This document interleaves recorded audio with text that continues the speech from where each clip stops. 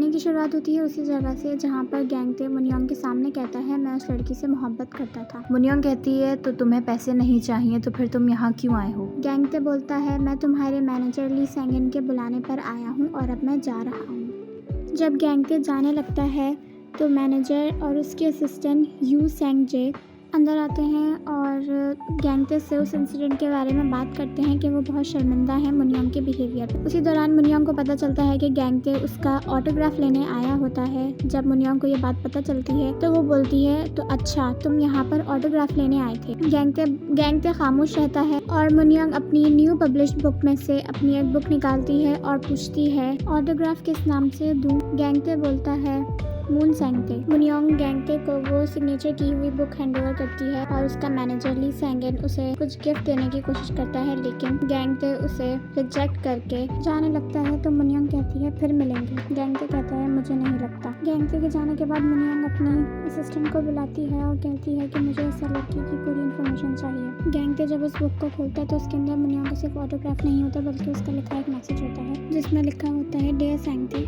मेरी book launch party में ज़रूर आना।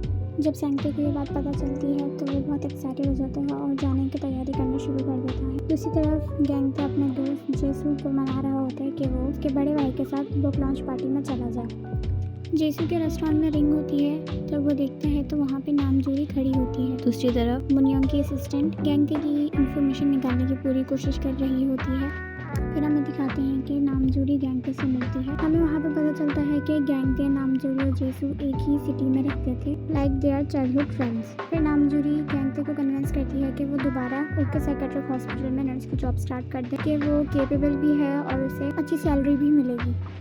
मगर गैंगते की आंखों में उस पुराने शहर के दर्दनाक लम्हे चलने लगते हैं, माँ का कत्ल, भाई की चीखें और वो तितली जिसे वो कभी भूल नहीं पाएगा। उनके जो रिश्तेदार होते हैं वो उन दोनों को अलग करने की कोशिश करते हैं कि सेंगते बड़ा भाई स्पेशल चिल्ड्रंस के ऑर्फनेज चला जाएगा और गैंगते को कोई अडॉप्ट कर लेगा। ये सुनकर गैंगते वहाँ से जाने का फैसला करता है। जूरी उसे एक दफ़ा फिर बोलती है कि तुम वहाँ आकर जॉब क्यों नहीं करते, क्या वो शहर छोटा है? गैंगते उस पर मुस्कुरा के बोलता है कि हाँ यही वजह है। लेकिन गैंगते का दोस्त जेसू उसे सब बता चुका होता है कि सेंगते उस तितली की वजह से अपनी जगह हर 1-2 साल में चेंज करते हैं। नेक्स्ट डे सेंगते बुक लॉन्च पार्टी में जाने की तैयारी कर रहा होता है और गैंगते अपने दोस्त जेसू को कॉल कर रहा होता है कि वो कहाँ है, अब तक क्यों नहीं आया। जेसू शराब पी के सो रहा होता है और मजबूरन गैंगते को ही सेंगते के साथ बुक लॉन्च पार्टी में जाना पड़ता है। जब वो लोग वहाँ पहुँचते हैं तो वहाँ बहुत लंबी लाइन होती है और गैंगते अपने भाई को बोलता है कि तुम यहाँ खड़े रहो, मैं तुम्हें दूर से देख रहा हूँ। मुनियोंग उन दोनों को देख लेती है।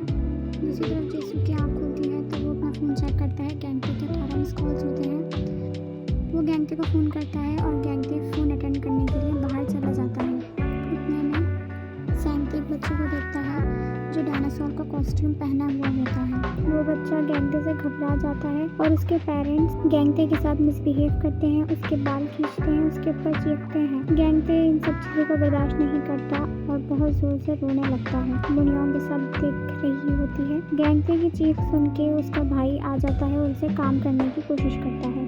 इतने में मुनियोंग भी नीचे आ जाती है और वो बच्चे के पेरेंट्स को बोलती है माफ़ी मांगो। वो बोलते हैं हम क्यों माफ़ी मांगे, हमारी कोई गलती नहीं थी। मुनियोंग भी उनके साथ वैसा ही बिहेव करती है जैसा उसने सेंगते के साथ किया होता है। इस इंसिडेंट की न्यूज़ बन जाती है और हर कोई मुनियोंग को ही देख रहा होता है। गैंगते भी मुनियोंग को बहुत हैरानगी से देख रहा होता है।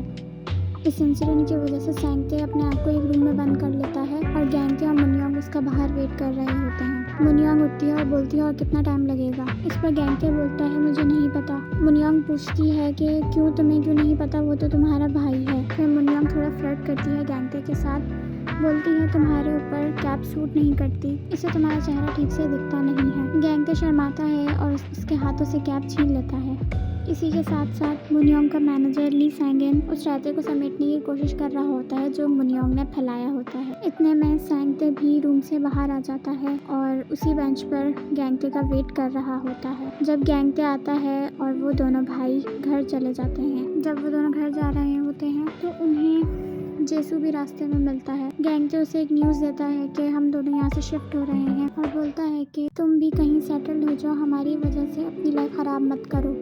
गैंगते और सेंगते अपनी पैकिंग करनी शुरू कर देते हैं नेक्स्ट डे मुनियोंग के पास गैंगते की सारी इन्फॉर्मेशन आ जाती है, तो वो सारी चीज़ें छोड़कर गैंगते के पीछे नामजू शहर चली जाती है। यहाँ पर एपिसोड 2 का एंड होता है। मिलते हैं पार्ट 3 में।